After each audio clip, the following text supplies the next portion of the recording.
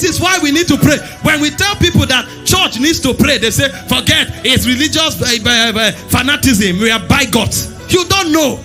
There are things that can't happen in government except as we pray. There are things that cannot come into a territory except as we pray. Every city has a gate. It is the making of prayer that opens the gate to the city. The gate opened. It was after Peter got into liberty that he discovered he was not dreaming. All of this is gathering together. Gathering together. Why do you think witches don't joke with their gathering? They know the powers that are emitted when men gather.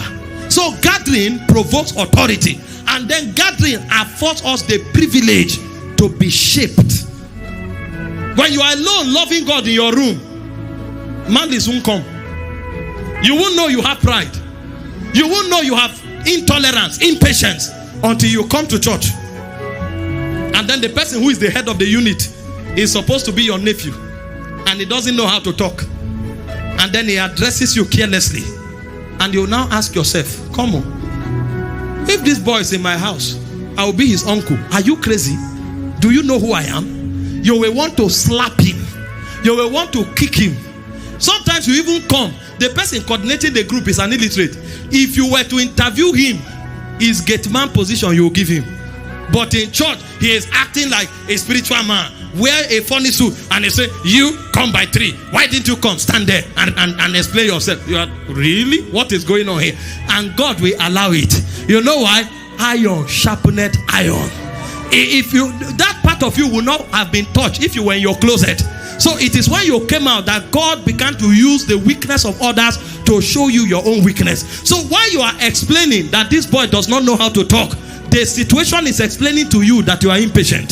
The situation is explaining to you that you are proud. The situation is explaining to you that you are intolerant. My people used to say those days that if you point one finger to somebody, 3 is pointing at you. That's what this scenario paints. So what it will do for you is that you will now focus on yourself and ask God to help you.